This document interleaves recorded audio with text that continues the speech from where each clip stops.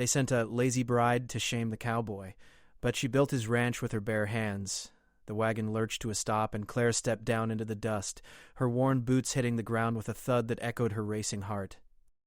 The ranch stretched before her like a broken promise, fence posts leaning at desperate angles, the barn roof sagging under years of neglect. Her brother-in-law stood on the porch with his arms crossed, a smirk playing at his lips. He had written those letters back east, painting her as worthless, as the sister nobody wanted. Mail-order bride he had called her in his note to Jack Morrison, but lazy bride is what you will get. Jack walked out from the barn, tall and weathered, his face unreadable under the shadow of his hat. Claire met his eyes and saw the doubt there, the resignation of a man who expected nothing and feared he would get less. Her hands clenched at her sides. She had traveled 2,000 miles with nothing but a canvas bag and her father's old tools, and she would be damned if she let these men write her story. The house was worse inside. Dishes piled in the basin, dirt thick on the floors, and the stove looked like it had not seen proper cleaning in months. Jack's brother, Danny, leaned against the doorframe, watching her take it all in. "You got yourself a real prize here, Jack," he said with a laugh that made Claire's jaw tighten. She comes from a family of quitters. Her own folks could not wait to be rid of her. Claire set her bag down and rolled up her sleeves. "Where do you keep the firewood?" she asked, her voice steady despite the anger burning in her chest. Jack pointed to the pile outside, his expression still cautious, still waiting for her to prove Danny right. She walked past both men without another word and began hauling logs, her muscles remembering the years she had spent helping her father before he died, before her stepmother had made her life unbearable enough to answer a stranger's advertisement for a wife. By nightfall the stove was roaring, a meal of beans and cornbread sat on the table, and the dishes were scrubbed clean. Danny had disappeared to the bunkhouse, but Jack remained, watching her move through the kitchen with something like wonder beginning to crack through his doubt. Claire did not smile at him. She did not offer pleasantries or explanations. She simply ate her dinner in silence, and then asked where she would sleep. Jack showed her to a small room off the kitchen, bare except for a bed and a trunk. "This was my mother's room," he said quietly. Claire nodded and closed the door between them. She sat on the edge of the bed and let herself shake for just a moment, let the exhaustion and fear catch up to her body. Then she steadied herself, pulled out her father's hammer from her bag, and set it on the trunk where she could see it. Tomorrow, she thought. Tomorrow she would show them what a lazy bride could do. Dawn came cold, and Claire was already outside when Jack emerged from his room. She had found the broken fence posts in the early light and was digging a new post hole with a determination that made her hands blister. Jack stopped short, coffee cup halfway to his lips, staring at her like she was some kind of ghost. Danny came out behind him, and the smirk fell right off his face. "What are you doing?" Jack asked, setting his cup down on the porch rail. "Fixing your fence," Claire said without looking up. "It will not hold cattle the way it is now." Jack walked down the steps slowly, his boots crunching in the frost. "You do not have to do that," he said. But there was no conviction in his voice, only confusion. Claire drove the digger into the hard earth and finally met his eyes. "Yes, I do," she said. "Because if I do not, you will believe every word your brother wrote about me. And I did not come all this way to be pitied or dismissed." Danny laughed from the porch, but it sounded hollow now, uncertain. "Jack, she's going to hurt herself," he called out. "Let her try if she wants. She will quit by noon." Claire turned back to her work, her jaw set. The sun climbed higher, and she kept digging, kept lifting, kept driving posts into the ground with a sledgehammer she found in the barn. Her shoulders screamed, and her palms bled through the thin gloves she wore, but she did not stop. Jack brought her water at midday, and she drank it without pausing her work. He stood there watching her, his hat in his hands, something shifting behind his eyes. "My brother said you came from a family that could not keep a farm," he said carefully. Claire wiped sweat from her forehead with the back of her arm. "My father kept that farm running for 20 years until he died," she said. "My stepmother sold it piece by piece to pay for her new husband's debts. I was the one who tried to stop her. I was the one who got blamed when it all fell apart." Jack was quiet for a long moment. "Danny told me you would not last a week," he finally said. Claire picked up the sledgehammer again. "Then I guess we will see who was right," she answered. By evening, she had reset 4 fence posts, and her body felt like it might collapse. She walked back to the house on shaking legs, past Danny, who would not meet her eyes now, and made dinner again despite the trembling in her hands. Jack ate slowly, watching her across the table. "You did not have to prove anything today," he said. Claire looked at him, really looked at him, and saw not cruelty but a deep weariness, a man who had been disappointed too many times. "Maybe not to you," she said. But I had to prove it to myself. Jack nodded slowly, and something in the space between them shifted just a fraction, like a door opening in the dark. That night, Claire soaked her hands in salt water and wrapped them in strips of cloth torn from an old sheet. She could hear Danny and Jack talking in low voices outside, could not make out the words, but could feel the tension in them. She lay back on the narrow bed and stared at the ceiling, every muscle in her body aching. This was only the first day. There would be so many more. But for the first time since she stepped off that wagon, Claire let herself believe she might actually survive this. The weeks that followed became a blur of back-breaking work and small victories. Claire rose before dawn every morning and fell into bed long after dark. She mended fences, patched the barn roof with Jack showing her how to balance on the steep pitch, and learned to handle the horses with a firmness that surprised even herself. Danny stopped making comments after the first week, though his resentment hung in the air like smoke. He would watch her from a distance, his face unreadable, and Claire wondered what poison he was brewing behind those cold eyes. Jack began working alongside her more often, their silence comfortable now rather than tense. He showed her how to read the sky for coming weather, how to tell when a cow was sick just by watching how it moved. Claire absorbed everything like parched earth drinking rain. She had grown up around animals and hard work, but this was different. This land was harsh in ways she had never experienced, unforgiving and brutal, and it demanded everything she had. One morning she found Danny in the barn with one of the horses, jerking hard on the bridle and cursing when the animal shied away.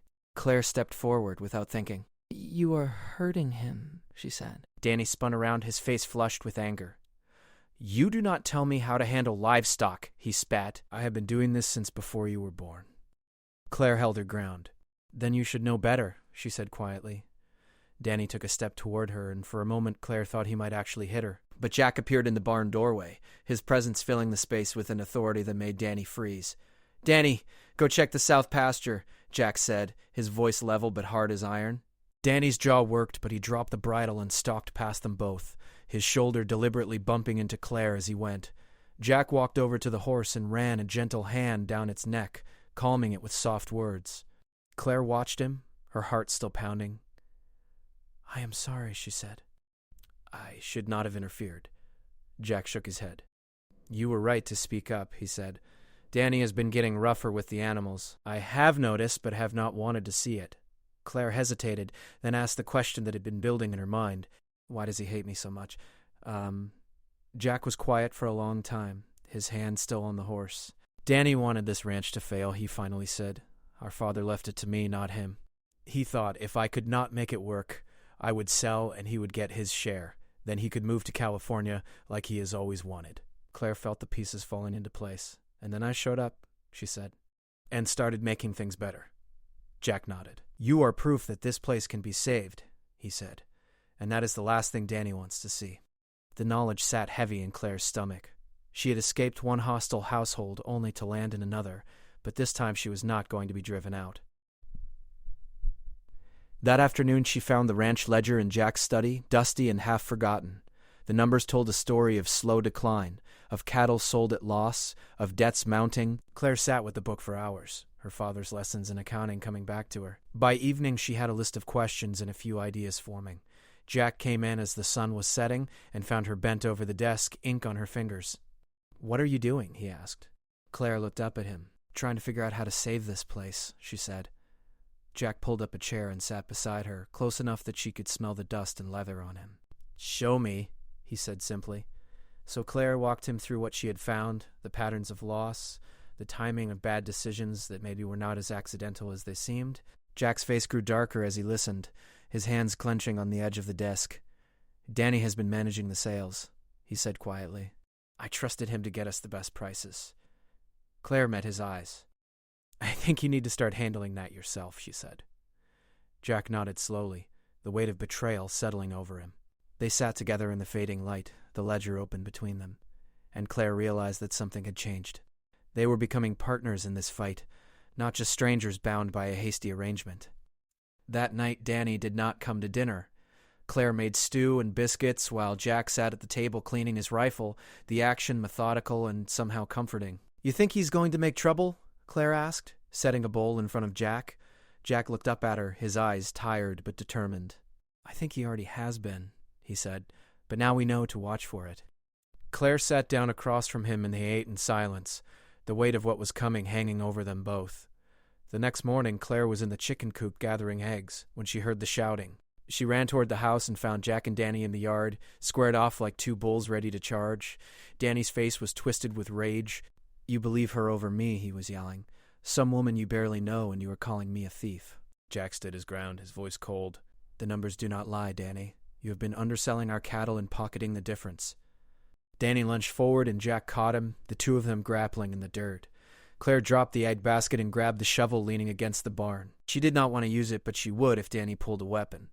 The brothers fought with the fury of years of resentment, of everything left unsaid between them.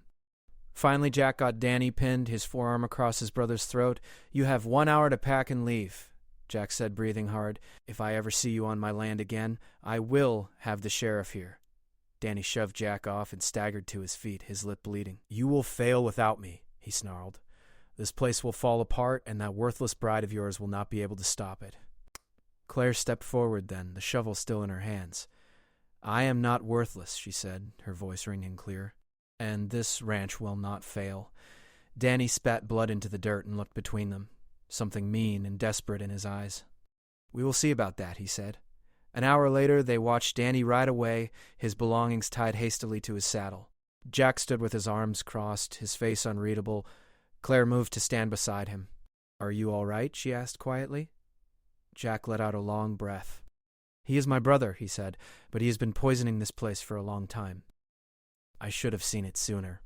Claire touched his arm gently. "You see it now," she said. "That is what matters." Jack turned to look at her, and for the first time since she arrived, she saw something warm in his eyes, something that looked almost like respect. "You have changed everything here," he said. "I did not just mean the work. I mean, you made me see what I had been blind to." Claire felt her cheeks warm. "I just did what needed doing," she said. Jack shook his head. "No," he said. "You did more than that. You gave this place a fighting chance." They stood together watching the dust settle where Danny had ridden away, and Claire felt the first real stirring of hope. The ranch was still broken, still teetering on the edge of failure, but now she and Jack were facing it together. She thought of the letters Danny had sent east, the words he had used to describe her: lazy, a burden. She would make sure every single one of those words was proven a lie. The first test came sooner than expected. 2 days after Danny left, a fence broke in the north pasture, and half the cattle scattered into the hills. Jack and Claire spent 14 hours straight tracking them down, riding through rough country in the gathering cold. Claire had never spent so long in a saddle, and by the time they got the last steer back to the pasture, she could barely walk. Jack caught her when she stumbled getting down from her horse, his strong hand steadying her. "You did good today," he said, and the simple praise made something warm bloom in Claire's chest. They walked back to the house together in the dark, both of them too tired to speak. Claire made coffee while Jack tended the horses, and when he came inside they sat at the table with their hands wrapped around the hot cups, letting the warmth seep into their bones. "Thank you," Claire said quietly. "For what?" Jack asked. "For giving me a chance," she said. "For not sending me back when Danny wanted you to." Jack studied her across the table, his eyes serious. "I am the one who should be thanking you," he said. "You saved this place. You saved me." Claire felt tears prick her eyes and blinked them back hard. She was not used to kindness, not used to being seen as anything other than a burden or a disappointment. Jack reached across the table and took her hand, his callous palm warm against hers. "We are going to make this work," he said. Claire squeezed his hand and nodded, not trusting her voice. The weeks turned into months, and the ranch slowly began to transform. Claire kept the books now, finding ways to stretch every dollar, negotiating better prices for their cattle. She learned to shoot, to rope, to read the land like Jack did. The work never got easier, but she got stronger, her body hardening with muscle, her hands growing tough as leather. Jack watched her with something that looked more and more like admiration, and sometimes Claire would catch him smiling at her when he thought she was not looking. Winter came hard and fast, and with it new challenges. The barn roof that Claire had patched leaked during the first big snow, and they spent a miserable week working to fix it properly while the temperature dropped below freezing. Claire's hands went numb and her breath came in clouds, but she kept working beside Jack, handing him nails and holding boards steady. "You are tougher than most men I know," Jack said one afternoon, his words misting in the cold air. Claire looked at him, this man who had become her partner in every sense that mattered except one. Their marriage was still just words on paper, still just a business arrangement. But standing there in the cold, their shoulders touching as they worked, Claire felt something shift inside her. She was not just fighting for the ranch anymore. She was fighting for this, for them, for the possibility of something real growing between them. That night after dinner, Jack built up the fire, and they sat together on the worn couch, closer than they needed to be. Claire could feel the heat of him through her clothes, could smell the wood smoke and soap on his skin. "Jack," she said quietly. He turned to look at her, his eyes dark in the firelight. "I want you to know," she started, then paused, trying to find the right words. "I am glad I came here," she finally said. "Even with everything that happened, I am glad." Jack reached up and tucked a strand of hair behind her ear, his fingers gentle. "I am glad, too," he said. "I did not think I would ever say that about a mail-order bride, but you are not what I expected. You are better." Claire felt her breath catch. Jack leaned closer, giving her time to pull away if she wanted. She did not want to. When his lips met hers, it was soft and careful, a question more than a demand. Claire kissed him back and felt something inside her that had been locked tight for so long finally open. They pulled apart slowly, and Jack rested his forehead against hers. We should probably talk about this," he said, a smile in his voice. Claire laughed, the sound surprising her. "Probably," she agreed, "but maybe tomorrow. Tonight I just want to sit here with you." So they did, the fire burning low, the winter wind howling outside, and for the first time since arriving at the ranch, Claire felt completely at home. Spring brought new life to the land and new challenges to face. Claire discovered she was pregnant in April, the realization hitting her one morning as she stood in the chicken coop feeling dizzy. She sat down hard on a hay bale, her hand going to her still flat stomach. A baby. She and Jack had grown truly close over the winter, their marriage becoming real in every way, but a child was something else entirely. It was permanent, binding, a future she had not let herself imagine. Jack found her there an hour later, tears streaming down her face. "Claire, what is wrong?" he said, dropping to his knees beside her. She looked at him through her tears and saw the fear in his eyes, the immediate assumption that something terrible had happened.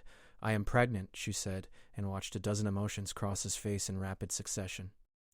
Shock, confusion, and then, slowly, joy. "You are sure?" he asked, his hand finding hers.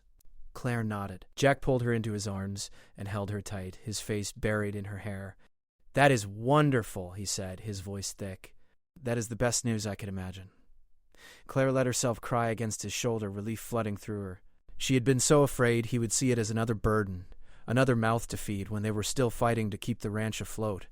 But over the following weeks, Jack proved her fears wrong at every turn. He took on more of the heavy work, insisting Claire rest more, even though she fought him on it. He built a cradle in the evenings, his hands careful and sure on the wood. Claire would sit and watch him work, mending clothes or doing the books, and feel a contentment she had never known existed. They were building something together, not just a ranch, but a family, a life. Then Danny came back. Claire saw him first riding up the drive on a borrowed horse, looking thin and desperate. Her hand went instinctively to the rifle Jack now kept by the door. Jack came out of the barn and froze when he saw his brother. Danny dismounted slowly, his hands visible and empty. "I am not here to cause trouble," he said. "I just need to talk." Jack's face was stone. "You have nothing to say that I want to hear," he said. Danny flinched but held his ground. "I know," he said, "but I need to say it anyway. I was wrong. I was angry and jealous, and I tried to ruin what you built here. I see that now. I am not asking for forgiveness. I am just asking you to hear me." Jack looked at Claire, and she saw the conflict in his eyes, the pull between anger and the bond of blood. Claire stepped forward, her hand on Jack's arm. "Hear him out," she said quietly. "If only so you never have to wonder what he wanted to say." Jack nodded slowly and gestured for Danny to step onto the porch. They sat, the three of them, tension thick in the air.